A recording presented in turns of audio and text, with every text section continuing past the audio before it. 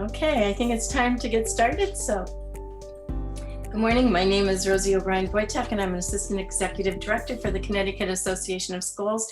And it's my pleasure to welcome you to our breakout session, Learning and Leading for Equity, a conversation with Connecticut principals. This topic is critically important as we dive more deeply and explore how we can work together to learn and lead for systemic racial and social justice. Thank you so much for attending the session and joining us today. I want to begin by recognizing and thanking our educational partners, the Connecticut Department of Education and SERC, for their generous support in helping us to make this Education Equity Summit possible. And now, just a couple of quick reminders. Everyone has been muted. If possible, please turn on your video, as it's always nice to be able to see everyone. Please ask questions in the chat or raise your hand with the button at the bottom of the screen to be recognized by the presenter if you would like to speak. We'll do our best to answer your questions during this webinar. Along with answering questions in the chat, please use the chat to share ideas and let us know if you experience technical problems during this Zoom meeting, as we will be monitoring the chat. This webinar is being recorded and will be posted on the CAS website. You'll receive a notification email as soon as all the sessions from today are available. Please feel free to view the session and the rest of the summit sessions at your leisure and share them with your colleagues and friends. We've got some really exciting things that have happened already, and I know this session is going to be a great one. So anyway, our hope is that you'll find them useful for professional learning within your school community and during the coming school year. So now it's my pleasure to introduce our panel for this session. First of all, I'd like to introduce Joe Mcreno, principal of Oswegatchie Elementary School in Waterford, Connecticut. Welcome, Joe. Thank you very much. Second, I have Kristy Zaleta, principal of Rogers Park Middle School in Danbury, Connecticut. Welcome, Kristy. Thanks, Rosie. Sarhanna Smith, principal of Reed School in Bridgeport, Connecticut. Welcome, Sarhanna. Thanks. Hi, Rosie. Thank you. And Stafford Thomas, principal of Staples High School in Westport, Connecticut. Welcome, Stafford. Hey, Rosie. Good morning, everyone. Hi. And I also want to recognize and thank each of these principals that are on our panel today for being members of the CAS Equity Committee and for giving hours of service to CAS, not only to help organize the Education Equity Summit, but also by serving as members on different CAS boards and committees. So if you're attending the session or viewing it later and you want to get more involved with CAS and or build your network with administrative colleagues, these are definitely some of the go-to people in Connecticut, just saying. So thank you all for what you do and for being here today. And now it's time to get started. I would like to begin by asking each of you to describe your school community and then tell us how you got started with equity, inclusion, social and racial justice, and all of that work that you're doing at your school. Let's begin with you, Joe. Thank you. Hi, everybody. Thanks for giving up a beach day to help save the world. I'm in southeastern Connecticut in Waterford. I'm in a suburban pre-K through 5 school, about 330 students, 15% of which are children of color. So to distinguish my start in this work, I look at 2 phases. There was Joe, the principal, who was reactive with good intentions. And then the second phase was hopefully I'm working towards being proactive with a focus on impact phase. And that started at our school in spring of 2020. It didn't start in the school, it started at home when I had to explain the news to my 7 and 10-year-old who were asking questions about what was going on in this country. And at that point, I realized that as an educator and as an advocate for children, I had to do better. We had to do better as an educational facility and community. Luckily, I had some really brave staff members who were at a similar existential crossroads, and it just began with some conversations after school, and then we went from there, and we'll go into the specifics as we go along, but it really started for us with intention, that phase, in April, May of 2020. Great, thank you, Joe. Kristy.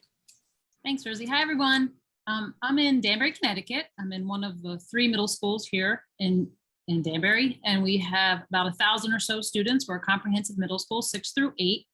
We are, the last time we collected forms, around 80% free and reduced lunch, but we have a span of students who come from very wealthy homes to students that live in shelters and are homeless. We have a very diverse community of learners. We have roughly 80% of our students are students of color. of about 36% of our students as English language learners, and 17 different languages are spoken here. We're very proud of the diverse nature of our school. And I'm really biased towards it because this is my 4th year as the principal, but I taught here for 10 years prior to becoming an administrator in the district 8 years ago.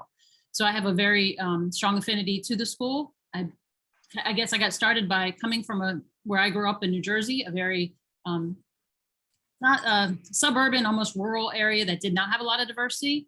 And I went to college in North Jersey with more diversity. And when I moved to Danbury, just fell in love with the city and the district. And so when I got my job here, loved the students that I worked with and the families that I got to know. And so my own family is here in Danbury, and I have 2 children in the district.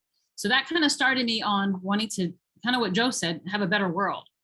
As an administrator, I worked around the district in all 3 schools. And when I became the principal here, worked with my 2 assistant principals, and the 3 of us are a new team. This is our 4th year together, and 30 months of the first 3 years that we were here, 13 of them were the pandemic. And so we started our work with equity day 1. And I love what Joe said about the intent and impact, and that's really ringing true for us. A lot of people have a lot of positive impact, or excuse me, positive intentions, but we really try to be mindful about the impact we're having. And so we're having courageous conversations with people and ourselves. We're doing a lot of reflecting, and we're just trying to build our knowledge base. So I'm excited to talk with all of you today and learn from my colleagues here. Great. Thank you, Kristy. And Sarhanna. Hi, good morning, everyone. Sarhanna Smith. My school is Reed School. We're a pre-K through 8 school. We have roughly 750 to 800 students. We're a neighborhood school, 100% free breakfast, free lunch, free healthy snack on a daily basis. And I would say 99% of our students are students of color. Our families, besides English, many of them actually don't speak English. They speak Spanish, Portuguese, Haitian Creole, and we have a small percentage who speak Vietnamese. Social and racial justice work has always been a passion of mine. On all of my social media bio descriptions, I have this saying that says, I'm a proponent of public schools, educational equity, and social justice. Since high school and college, I've been reading about and following social justice issues. Just to give an example, I actually haven't looked up the date, so I'm not certain if I was in middle school or high school, but the Exonerated Five, the case of the Exonerated Five, formerly known as the Central Park Five, I followed that case like you wouldn't believe. You would have thought that I was a teenager, but you would have thought that I was a journalist following that case. And so that was one of the major cases for my introductory work into this work of equity. I also attended Howard University for undergrads, where I got my bachelor's, and culturally responsive teaching represented all of our learning. It was actually a term then. Equity was not a term that was used. Culturally responsive teaching was, but whether the term was used or not, that was what our work was about. That was what our learning was about. For the past 10 years or so, I've been very interested in how community-based restorative practices and education-based restorative practices connect. There are lots of similarities. There are some differences, but I've really been following that, I would say at least for like the past 10 years. So it makes sense that this personal mission of mine spills over into my work as a school leader. Years ago, diversity was the key terminology that we used to encompass addressing and supporting racial and cultural and ethnic differences, back to my days of being a teacher. And this has been reimagined or renamed as equity and inclusion, and I think it's a perfect time. Most of us are now leading with equity, or we're attempting to lead with equity, or we're trying to learn how to do this work. Great. Thank you, Sarhanna. And Stafford. Great, thank you, Stafford Thomas Jr. Good morning, everyone. And I'm the principal of Staples High School in Westport, Connecticut. About 1,850 students, 9 to 12 are the grades that it includes. And it's about 93% white. And actually, the school is more diverse than the town. We do have students coming in for Project Open Choice, as well as a better chance. The work that we are doing, I think, again, being there for 3 years, a lot of the work that we're doing in terms of what's been brought up for impact versus intent, and as well as having those courageous conversations and brave teachers, is one, understanding why we're doing the work, why now. Obviously, the nation's focus shifted pretty much around due, in fact, part to the pandemic and the tragedies with George Floyd, Breonna Taylor, and the renewed focus and heightened focus on what we call inclusive excellence is what we're striving for, but racial justice, social justice as well. That has certainly rededicated a lot of districts, towns, families to having these conversations. We do have a committee in town, diversity team, diversity branch of the PTA, as well as faculty members and students that help make up a group of us that are looking to, again, strive for this inclusive excellence. We've also recently partnered with NYU, their diversity, equity, inclusion audit and program that they're helping to guide some of the work. Because the big question is, okay, why are we doing it? Why now? And what do we hope to get out of this? And as we look to implement some changes to structures, to programs, it's really trying to combat some of the views of this perhaps zero-sum game, that if we're going to do one thing, we're going to take away from another. And again, what was wrong in the first place? So that's kind of what we're looking to do as we strive to achieve more inclusive experience and building for our students and faculty.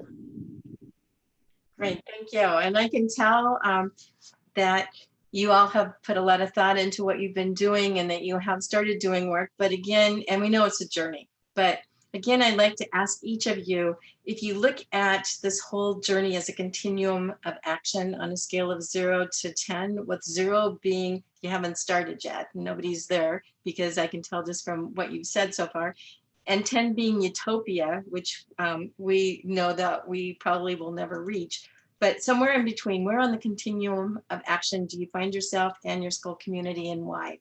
And Stafford, let's start with you. Great, thank you. I would say we're probably at a 3, and we've had the Anti-Defamation League, ADL, come in for the courageous conversations, brave spaces, and the whole faculty. Again, my first year went through that training, and we had a couple of incidents that came up throughout the course of the school year, where it looked like the implementation of some of those practices would have been pursued an appropriate move at the time. And I think what I kind of realized from that is it's very easy to sometimes go through some of these professional development pieces when you're looking at it from an outsider or general view, as opposed to some very specific examples. And a lot of what we were seeing were best intentions that may have been perceived in a different manner. So it was really then having a refocus on implicit bias and showing that, not pointing fingers or blame at anyone in particular, but looking at us as individuals, and we all have blind spots. And sometimes, getting feedback from students, from the community, as to what some of those examples are that are specific to a school, that really helped us to move forward, because we're able to, I think, apply some of the practices that were done in a general way to, okay, what does this look like in a specific and a circumstance unique to this school or to this grade level, what have you. So that's something that I thought was a big step. I think in the districts moving to include NYU, in terms of, again, being courageous, that means you have to understand that you have someone that is backing you. And I think when the district moved to bring in NYU to have us look at with them our practices, our data, and what we can do better, I think that kind of gave a little bit of backing and support to this is something that is going to stick, and it is something that we've always realized is important. But how do we do this, and especially in such a time where everything is politicized and black and white, how do we move forward, because we're not trying to offend, but this is not easy work. So the same thing that you would try to do to create successful students in your classroom, risk, allowing for reflection, that's what we're moving forward with now. So I think we're pretty much at a level 3 because we're still going through the process of doing an audit of what does the data show us about our behaviors, about our structures. And this will help us. Ultimately, the goal is to get to that 10, that we're not reacting to the Capitol Hill riots or any incident that pops up. We're not reacting to it. We're continually working progressively and in a proactive manner to address some of the incidents that people can maybe identify with or see there. And now what do we have to do in reaction to that? So that's the goal, is to kind of make it clear and transparent as we're thinking through this. We understand the concerns, and we have all the stakeholders working towards getting to that inclusive exit. Great, thank you, Stafford. And I'm just going to have you, while other people are talking, check your mic because you're kind of coming in and out when you're moving. So I'm going to let you kind of work with that. And let's move on to Kristy. Where do you see yourself in your school? I would put us also at a 3. 4 years ago, our district also worked with NYU Steinert and brought in a facilitator to work with the administrators to kind of start us on a reflective journey of identifying our own biases, starting to build our own knowledge base and educating ourselves. And I took that to heart. I love to read, so I pretty much read every book the woman shared with us. And over the summer, my 2 APs and I and other administrators in the middle school attended one of the CSDE restorative practices trainings. And that kind of really solidified for us. All right, there's a couple different avenues we have to go down.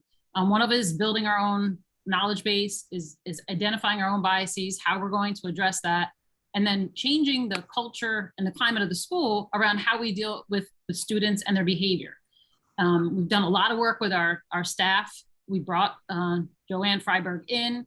We did the trainings. We changed. We have expectations. We don't talk about school rules. We talk about expectations of should you behave in the cafeteria. And we use student voice. That's something we're really proud of. Is bringing our students in. We have a student ambassador group that we did a welcome walk, and we said, you got here, fresh eyes, tell us what you see. And they pointed out some really insightful things in the Library Media Center. They said, Miss, we don't have a lot of titles for LGBTQ. All right, well, tell me the authors you want to see. What are the titles you want? And we had our library, the few dollars we had, spent it on library books so that they had something that they wanted to read. Miss, we have all these languages. We only have them in English in the main office. Like, how do we miss that one? We're always worried about, we're sending things home in multiple languages so parents can understand, but we miss the main office. And the kids were the ones who told us, hey, Miss, we got to put this in. You're right, let's do it.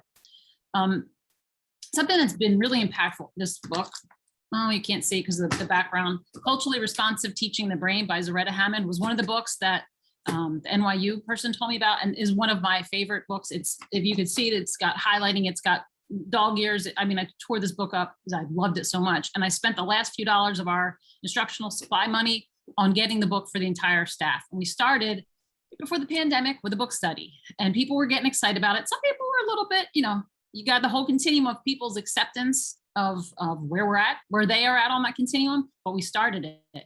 That's been really exciting for us. And we worked with Courageous Conversations. That was from a conversation we were having at a CAS meeting, and Joe was the one who turned us on to that book, and we're using it in our school climate transformation group to kind of do some work, starting with a small group and how to get people to buy in with their peer voices. We work a lot on relationships. As I mentioned before, we have a large immigrant population, and we work hard to connect with families who have different experiences in school, and they have different norms around schooling, and trying to work with our teachers too to understand just because the parent didn't email you back, or it's not because they don't care. They hold teachers at a higher level of respect than most, Native meaning born here Americans do.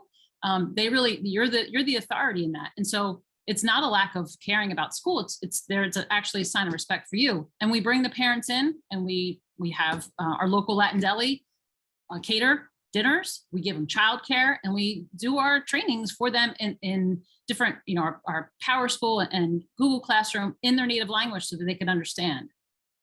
One of our last things is that we work in bringing meaningful classes for students. In our electives, we have a Latinos in Action class, which has been amazing to help kids see that they have assets, and they leverage those personal and cultural assets to excel in their education, to serve their community and develop their own leadership skills. We partner with our sister elementary school, which is in walking distance from us. And our students go down there and work with the elementary students to help them with literacy. And so we're really proud of those things, but it's just the start. And I agree that a 10 is out there. It's utopia. It's always going to be something we strive for. But we're at a solid 3, I think. Great, thank you. And next we have Sarhanna. Oh, wait. Hi. Yeah, Uh, go Can you hear me? ahead. Sorry. I would say we're probably at a 3 or 4 as a school community. In 2016, I participated in the Turnaround Principal program that was actually held there at CAS. Yvette Avila, who's now with Hartford, worked with us, and we spent a lot of time working with this term equity and equity versus equality. And that was really when I kind of threw out the word diversity and said, no, equity is truly what I stand for, what I'm committed to. In the fall of 2019, a small group of us, some teachers and I, attended an institute at the Connecticut Center for School Change, and it was focused on building equitable classrooms. And this was sort of like a springboard for this collective interest in this work. All 4 of us who attended were very passionately moved to do this work and bring it back to the school. But I should say the year prior to that, I think it was about 2018, this same group, along with many other teachers, were trained by Joanne Freiberg in restorative practices. And equity is a huge piece of restorative practices and of the training and any of the readings. If you read anything about restorative practices, we also had student ambassadors trained in restorative practices by Joanne Freiberg herself and a district person who was working very closely with her. This past school year, we started this work as a whole school primarily through the book that Kristy mentioned, Culturally Responsive Teaching in the Brain. We still have more work to do with it, and it's actually going to be a major focus for the teachers when they return in 2 weeks. Our leadership team is also working to restructure all of our committees. We have many committees, but we've learned through some work with an external group, with UConn actually, that we need to streamline these committees. So we don't have an equity committee per se, but our leadership team is committed to helping to do this work with equity and also with social and emotional learning and the way in which both of these impact teaching and learning. Great, thank you. And Joe? Well, I thought I was a 3, but being the last person to speak, it's more like your 3s are in cursive and mine's like in popsicle sticks and glue.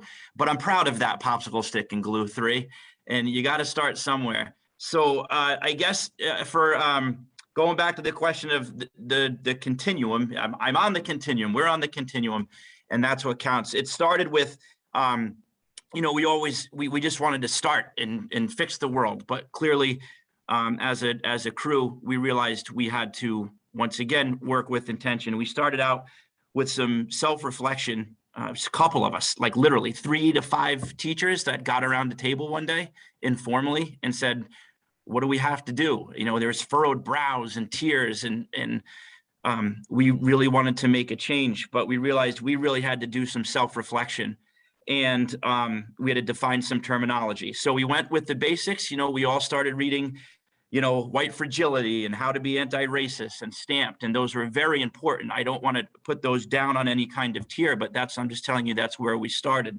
And that gave us a very good perspective of who we were, the biases that we had to face to eventually make an impact on students and families. That second tier approach then was Courageous Conversations. That book propelled me as a leader more than any other material that I've read in this journey. Kristy had mentioned that. That really gave us as the beginning of an organic committee as a framework as to, okay, how do we turn what we're thinking and feeling and what we know it's right into action without, going right into the war unprepared. So I highly recommend anybody starting out or anybody already halfway through your journey, looking at Courageous Conversations and looking at the compass that's provided in that. That has been the most important tool as a human, not only a principal, to deal with everything that is going on and move forward. You have to ground yourself. You have to know where your emotions are when you're in a conversation, especially about race, in the leadership role. So with that said, that kind of tier 2 courageous conversations, a framework, as a committee, we started to mobilize. We gave ourselves an equity audit that was attached to courageous conversations that I found online. And then from that, we started to develop a mission statement, which is dynamic and ever changing, but we needed something to anchor our work in. That brings us to kind of the third tier of our work. I'm getting myself 1 point for each tier. So I'm at number 3 right now. That would be really defining as a school the umbrella focus of building critical consciousness in our students and our staff. We implemented PD this year.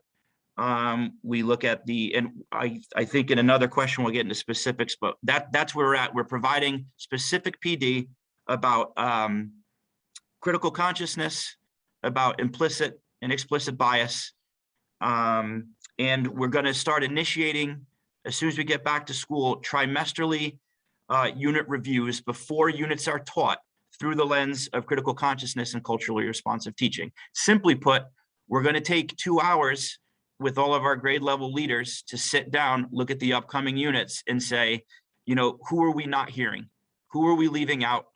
Are we including every perspective? As simple as that. And then we're going to go from there.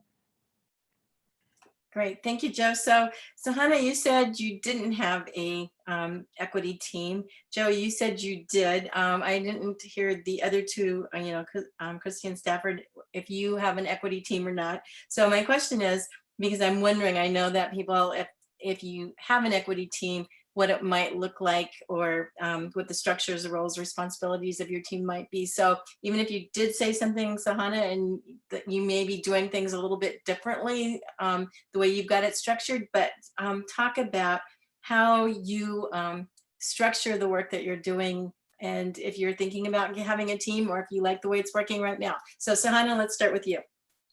So yes, we do not have a team that's officially labeled equity, but I do truly believe that we lead with equity as administrators, as leaders of schools and of districts. We must lead, not respond, but lead with equity.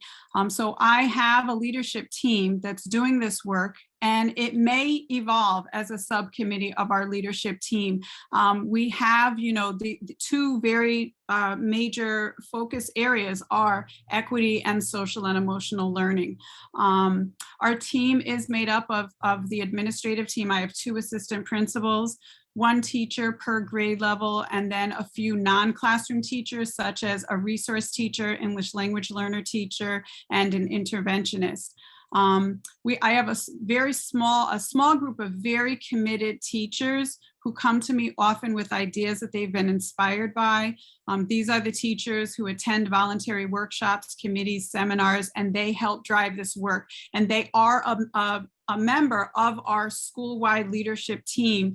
But that's why I'm saying it may end up that we will kind of create a smaller subcommittee, but our work as a leadership team does focus on and address equity at each of our meetings. But yeah, that's how I would describe our structure.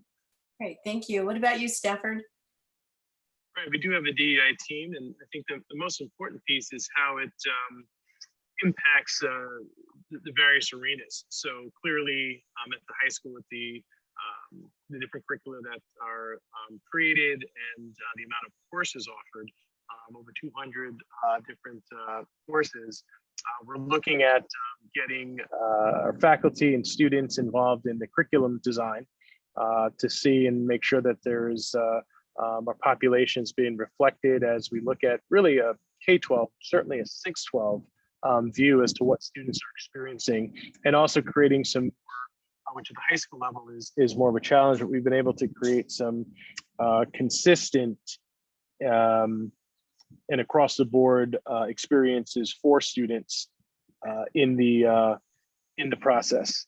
So we're also looking at the most important information we get, honestly, for the day-to-day really is from our students and what their experience is like. So climate committee is something that is extremely important as well, for the input to come from the climate committee and see how that changes some of our daily practices, which really in the long run has some of the larger impacts of how students perceive their experience at Staples. Great, thank you, Stafford. And Joe, anything else that you'd like to say or add? We have a building, like a grassroots building committee, which is about 15 members strong out of a whole crew of about 60 staff members. So I was very proud of that. And their focus, our focus is basically three-pronged, building momentum for self-reflection and having like weekly or monthly conversations around articles or videos focused on race. We collect and vet instructional resources and do those unit reviews, and then planning PD. That's kind of the focus. And I'm still trying to figure out where does the equity team fit in terms of the leadership team. I think where we are as a school right now, we needed a separate equity team because we really needed to say, this is so important. We're going to invest a lot of our time and resources into this, so we are ready to then embed it into everything that we do. Great, thank you. And Kristy. So similar to what Sarhanna had shared, we have an instructional leadership team. I'm actually reconsidering how many teams we have after what she said earlier. Because we have one for math, we have one for ELA, we have one a school climate transformation. Feels like we have a lot of teams. I'm happy to have a lot of people. We have around 90 staff members, and each of those teams is comprised of different people. So different teachers from each grade level, from different subject areas, our department heads, and some curricular folk from the district. And so what had happened, while we don't have an equity team, that school climate transformation group, we have a smaller contingency of those teachers, and they're strictly teachers who are interested in this. And that's a group of people that we use the Courageous Conversations with and started the book study. We haven't gotten through it because, well, the craziness of last year, and it's been on Zoom. These are meetings that we really enjoyed having in person, where we had the whiteboard and we were looking at data, and we were just like everybody else, really being able to have more fluid conversations. And so I'm looking forward to seeing kind of where that school climate transformation group. So I agree with what Joe said, in that it needs to be something that maybe stands alone.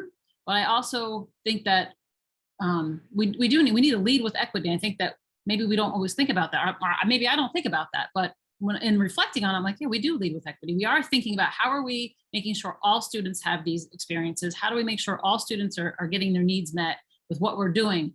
So I think maybe we're going to have another committee, but I got to cut down some of those other ones. Thanks. It's really easy to get bogged down with a lot of committees, a lot of groups. So I hear you. I'm going to start opening up questions to all of you. And so just jump in if you have something that you would like to add. But playing off of what you just said, Kristy, how have the decisions that you made as a school leader changed because you're looking at them through the lens of equity, inclusion, and systemic racial and social justice? And anyone that wants to take that question can. I'll just start with a question I got from a PD once, and this is how my lens has been affected. The question was, how much does race affect my life? And that has made a significant change in how I lead, considering that perspective. And the answer is 100%. But my lens now is more of a telescope. I have to think about my ripples. Are my ripples going to be of progress in the decisions that I'm making for my school, or are they going to be ripples of just continuing, this systemic letdown for our children of color? So long story short, this lens affects every single decision I make, and it has to affect every single decision that we make as leaders. It's that important. I think for me, the lens of something I heard in Ready for Rigor group that I'm working in, this idea of it's not about the intention, it's about the impact. And so we talk a lot in meeting norms, assume positive intentions. And I like that one, because you should assume that the people that you're working with have positive intentions about whatever you're discussing. But I think sometimes some people can get kind of hide behind that. Well, that's not what I meant. I didn't mean to say that. Well, you sound really intelligent. but you didn't understand the impact that it had on that child. And I think that for me, trying to look for those microaggressions and try to bring people's attention to it in a way that's going to stop it and educate somebody and make the child feel like they're safe and that they're welcomed and accepted. That's been my key. And I think for me, this year is, okay, that might've been your intention. What was your impact? And asking people. And I love what Dr. Cardona said this morning. How are the children? What you just did say, think, feel, show, teach, impact the child? Great, thank you. I'll jump in and say that I actually feel more empowered now as a school leader because equity is a topic that's being openly addressed in Connecticut and throughout the country through education, but it's also being addressed in the medical community. I mean, think of COVID. We hear about equity all of the time when it comes to who's contracting COVID, who's able to get vaccinated. So, I mean, I'm thinking back to when vaccinations were first, when we were all scrambling, trying to figure out where we could get vaccinated. And there were communities right in New York where they were opening up centers in, areas that where families are severely struggling with poverty, basically. And people from suburbs were coming and going to these centers to get themselves vaccinated. And that was then taking away the vaccinations for it was defeating the purpose of why these centers were opening up. But my point is that this is now showing up everywhere in politics, nationally. We're starting to see it more locally. So it actually makes me feel more empowered because I feel to a degree, I don't have to have that battle to try to prove that this is important work that needs to be done. I have to be honest though and say that I'm a little concerned that, the terms like culturally responsive teaching, equity, social and emotional learning are coming under fire in some communities and that they become political talking points. That does concern me. But again, I feel empowered now. Great, thank you. I think to talk on the idea of impact or intent versus impact, it kind of speaks to the ADO training that I referenced earlier, where everybody was happy to go through. There were some incidents that took place subsequently through, after that meeting throughout the year. And why did this happen when we all went through the training? How did this happen? And did a faculty meeting on microaggressions and give some short videos and descriptions of what they are, and then some real examples from the building of what students were saying that they experienced. And again, it's from good intentions, but that was kind of the impact. And it really then goes to measuring what behaviors or practices do we have that are leading to then the data. And that really is why I think it would behoove you to have a team to start to look at the data around areas that students, faculty, families are identifying or are not equal across how they're implemented or enforced across the school community, looking at who's getting identified, discipline records, all of that. And I think it really is key that the more you can, and that's where the empowerment comes in, you have the data in your own building, and you have at least some wind in your sails from the overall idea of we have to be more socially conscious, and that is going to help to, I think, combat a lot of the other CRT talk and the politically divisive nature and environment that we're in that can also scare districts from going down that road because they're not sure of the outcome. So I think it is critical to really look at the data and then also to look at behaviors that you're seeing from students, families, faculty members. And just to throw out one of the resources has been extremely helpful is Connecticut is very racially isolated state. Harvard Business Review, HBR, they have a podcast called Race at Work, and there are also articles under diversity in the workplace. And it's interesting because it's kind of a blueprint for a lot of, I guess, mostly directed at Fortune 500 companies that are now having to look at race and talk about race in the workplace. And that's interesting to get perspectives from leaders in other fields and their questions as to how they can best address this. Great, thank you. So you guys are all kind of hinting on the next question that I would like to ask. And it's really been great listening to you so far, because I can see the passion and the intent for creating that positive change and what's going to lead to systemic and racial and social justice for all of the students in your school.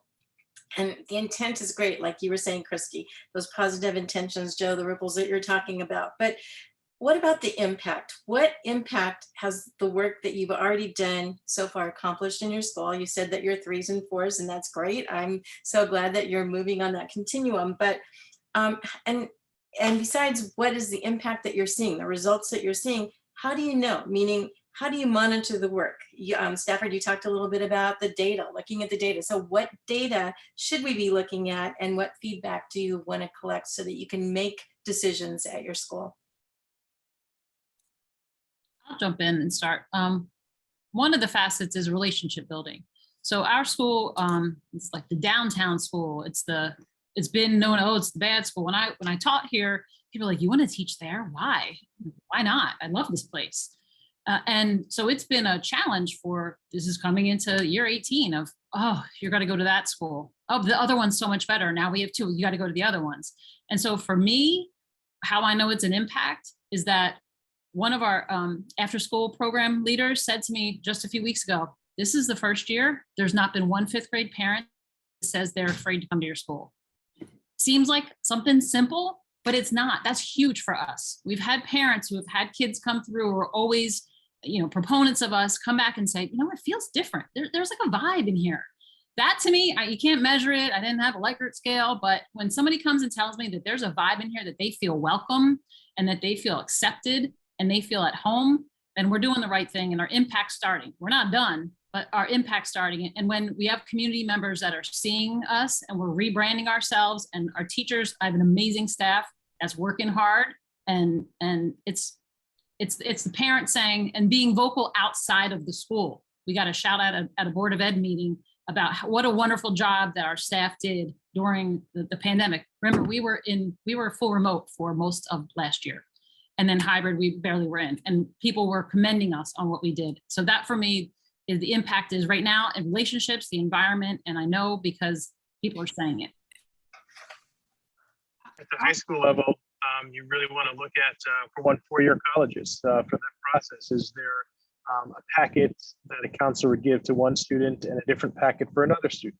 So you want to look at kind of where are students going traditionally, and then as you break down the different subgroups that you have, are they on a fairly consistent or comparable track? So looking at graduation rates, looking at 4-year colleges, for example, for us, looking at the different levels of courses. So if we don't have IB, but for AP courses or other advanced courses or honors courses, what is the breakdown of that? If we have a college track course, what is the breakdown there? Looking at your discipline records as to who's sent down, why. Those are all areas to start to look at to see, are students having a similar experience, or is it very different? And for some of the, if you're looking at, for example, IEPs, and that usually goes down to the elementary school levels. But looking at those diagnoses are key as well, because that's something that students see. And it's very interesting if they go into elementary school and then to middle school where they're all teamed, and then back into high school, and perhaps are students being grouped in certain classes and not in others. So looking at those avenues, is it as easy for some? We have open enrollment, but based on some of different cultures and not questioning a teacher's recommendation, the accessibility and the outside assistance that other families may be receiving as to what classes to go into, what are we seeing in our enrollment in those classes and courses? Great, thank you, Stafford. We have a question coming from Stephen, who's asking, how do you incorporate the parents into your planning and efforts on this journey? I can start. So going back before the pandemic, social and emotional learning has really been something that we've been working on for years. I call it a journey. Like you never get to the end. You're constantly going. And so we spent a lot of time with we have a PAC, parent advisory committee, and we have School Governance Council, SGC. So and we also had sessions, evening sessions, we call them family engagement events, where we would serve dinner and the parents and children would come and learn about social and emotional learning. The pandemic hit and we had no evening events. We were, we weren't sharing food. We had no evening events, but I work very closely with those two teams, and equity work and this work that we're doing is definitely going to be a part of what we'll be doing with parents moving forward. I have a few parents that I've had conversations with over the summer, this past summer, during our summer programs, and parents say things like, these teachers meaning just teachers, but teachers need to understand the communities that their students are coming from. And we've had those conversations in just a variety of through a variety of different lenses. And I have shared, on a one-on-one basis, what, you're absolutely right. We're doing this work here and trying to tell them a little about what we're doing. And you can see their eyes light up. So that is definitely something that we're going to be working on this upcoming fall. Great, thank you. Moving on, just because we're closing in on time. One of the questions I have is that as a principal, it's really nice when you can close the door and lock the gates and your school is doing what you and your teachers know is best for the students in your school. But we also know that racial and social justice is not just a local problem, not just a school problem. It's a systemic problem that has to be addressed collaboratively on many different levels to resolve the issues and lead to a positive and lasting systemic change. So what are the systemic issues that you are facing and what needs to be done to address them? And also coming in from someone is, how can central office or even your whole community help you address those issues? One of the best ways for central office to help addressing that is, again, I talked about, it really can't be courageous without understanding and knowing their support behind you. A lot of times there may be district surveys. Most of the surveys that schools do, especially when it comes down to the diversity section, the numbers and the scores aren't that much lower than the rest of them. So, you may feel, we have an issue, we have something to address here at the building, but you may not get it from a more general survey. I think bringing in the board, bringing in central office to look at surveys for questions that would certainly lead to some action or points of action responses is beneficial. And having the board and the central office on board is critical, because as I don't have to tell you how politically divisive this has been most recently, I guess this summer with CRT. So it is important that there's an understanding and support from central office and hopefully from the board as to what you're looking to do with the data that you're mining, and then how that is going to positively impact all of our students. And that's the key, is going to benefit all students. And if you have to use, sometimes for a lot of the four-year colleges, they're starting to include these inclusive excellence courses for freshmen, maybe a 6-week, maybe a 2-week orientation, because of issues that they've seen from a lot of districts that could be racially isolated, going to a more diverse college campus, and then sometimes well-intentioned or ignorant actions take place, and significant consequences have hailed from that. So that is something that it is K to postgraduate area, a need that will help all of our students. I'm proud of the work that my district has done. Our superintendent contracted some equity training for our Board of Education. And due to COVID, these Board of Education meetings were online. They were public and online. So the whole public could also take part, or at least listen into what the Board of Ed was being presented, and what the members of our superintendency was being presented with. And that was a team approach. Whether or not everybody agreed, that's besides the point. The information was presented in a public environment to the Board of Education with the support of the superintendent. So I thought that was a bold and powerful move to do that at that level. And how to, you know, we're getting very good at teaching kids. So how do we teach adults? And once again, from the superintendent, from the central office level, anytime there's those PD days, if you could just make time for equity work, that's what we need. We just need time. I know there's a lot of curriculum work going on and the calendar fills up very fast, but devoting more than a half hour to that work when we do have PD days will go very far. Not only will the teachers be able to get to do the work, but it just shows everyone that this is what we're committed to. So time. I would like to just piggyback on that and say that making equity not something else. It's not something else. It is everything. And so with that curriculum work, I agree with you, Joe. It's got to be the curriculum work. I love that idea. I'm going to steal another idea from you with the 2 hours and look at this. But we have to work together as a district level and a building level. And so I think people work really hard in silos a lot, and people have positive intentions, but the impact that it's having is, personally, as an instructional leader, kind of like, all right, well, I'm pushing this. And that's not to say that district people don't want it, but we got to work together to make it what it is. And that, when we were talking before about what have we done, we did not say we're going to do equity now. We said, well, this is what we're doing. And so there's a restorative. Hey, by the way, it's equity. Culture, it's equity. All of it's equity. It's that, if you want to see that picture with the boxes and the kids trying to look over the little gate, or if we had a really cool one, the bicycle, because it included everybody, all different ableism stuff in there, and it's everything. So make it not another thing, not another mandate, not another thing that we have to do. It's everything that we do.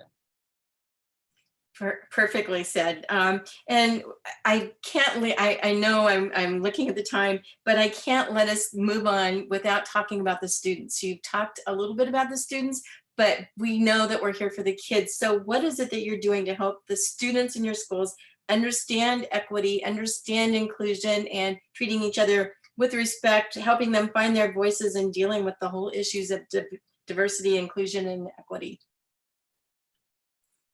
I'll start. I think you've heard a couple of us talk about student ambassadors and having student voice. And I think that's huge. And it's not only in, as a building level, we can do that. I can pull kids out, we can do equity walks, but it's empowering teachers and telling teachers it's okay to let the kids choose too. So let's look at some more project-based learning. Let's look at, hey, you want to, and we do this in our history at the end of the year, trying to get some more PBL the rest of the year, but the kids do an amazing job. And you want to learn about, we'll learn about World War II. Well, this one's learning about the nurses. This one's propaganda. But they did it. The kids that don't engage all year are fine. Like, they're staying after. I'm going to take lunch.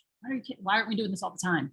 So it's getting kids choice, voice, and building their agency. And I think, it's listening to them, and even listening to the student panel earlier. It's understanding their perception, but their experiences, and not putting up that block with, well, I didn't mean it. Just let it go. Reflect on it. Learn from it. They're not being, you suck, you shouldn't do this. They're saying, hey, this is how I felt and this is why. Take it and run with it. I think from pre-K to grade 12, you can just boil it down to, what do you think? When's the last time you asked the kid in front of you, what do you think?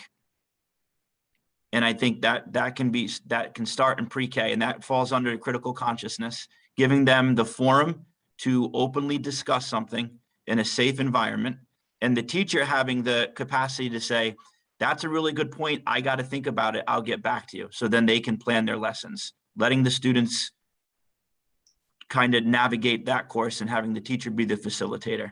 That's for all ages. Great. I'll jump in and say I totally agree with that. Student voice is critical. Building relationships is critical.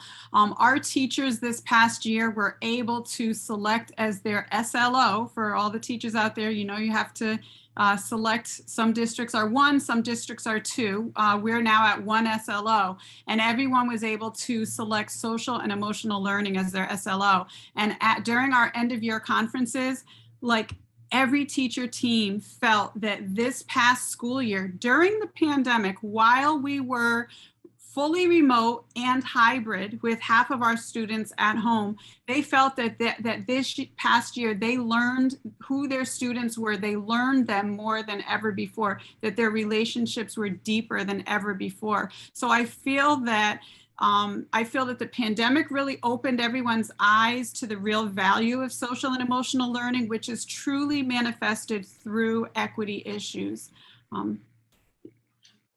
Great, To thank you. piggyback on that, as we're coming back from the pandemic, the big questions, that we're looking at is to see how the students are doing and to really gauge where they are from a social emotional standpoint before we get to the pacing guides. And that's something that we had 3 celebrations last year and events that students had a big part in. One was the AAPI, one was Juneteenth, and one was Pride Day. And they're the first of that kind that we've had at the high school. And high school didn't have a lot of celebrations outside of pep rallies and proms. So these are big events, but for each event, and they took place over different months, the response from the students and from some faculty and staff was that I felt like I was heard, and it was nice being seen. And I think that that's what we're trying to do when the students come back, is that we're hearing them, we're seeing them for all sorts of it. And this is the type of work that I think we want to make sure that all of our students, regardless of which group they may be categorized or labeled, and are being seen and being heard. Because if that's what they're getting out of it, then that means that they're coming to school each day and maybe they don't feel like they matter in the same way, or that they're being seen or heard. And so that was a real talking point and eye opener. But that's where we're starting this year. Naturally, is we're getting everyone back in the building. I think it's a perfect time to start to grow the work that's already being done around equity or inclusive excellence. Excellent point there, because we know that when kids are lonely, isolated, disconnected, or feeling invisible, that we lose them. And so anything we can do in order to help make them feel like they belong, welcome, build those relationships, like you said, Sarhanna and Kristy, and all of you. That's so important. I'm going to have to close this right now. I can't believe this hour flew by as quickly as it did. I could listen to you guys all day long, and I'm thinking that we're going to have session 2, a part 2, or whatever of this conversation, because I know you still have a whole lot more. I have a lot of questions I was going to ask, but I know you all have a whole lot more that you would like to talk about. But I do want, first of all, I know, Bob, you put up the slide for a minute, but could you just take it down, because I want to ask one more question, and that is, Martin Luther King Jr. had a dream, a vision for the future. And before I let you go, I want to know, what is your dream? So Stafford, what is your dream? I think the dream is for the students to feel that as they've went through the experience, whatever school is, but here obviously it's Staples, they felt like they had a wonderful experience and they're connected to the community. And that is really, I think, what we're trying for in terms of inclusion and equity and social justice, is that everybody kind of had a seat at the table, the voice was heard, and they were seen. Great, thank you. Sarhanna. Yes, I want mine is pretty simple. I want my students to recognize and stand in their power. I want them to know that they own their education, and I want them to see themselves as the chemist of their life. Wow. Okay. Kristy. Great, I gotta follow that. I know. But seriously, I want my students to feel loved when they walk out of here. I want them to feel supported. I want them to have the skills to traverse not only high school, but life in general. I want them to believe in themselves and know they're capable of anything that they want. And I want them to be prepared to speak truth to power. And I want them to challenge people, but I want them to collaborate for change. Great. And Joe. Joe, you're muted. I should know this by now. I have a dream that one day equity will move beyond just an initiative and to be an actual living thing that everybody can experience. Great. Thank you. Seamless. And we don't even have to talk about it anymore. It just is that. I think that would be wonderful. Thank you, Joe, Kristy, Sarhanna, and Stafford, for taking time to share with us your expertise and help us dive deeply and explore what it means to learn and lead for equity from a principal's perspective.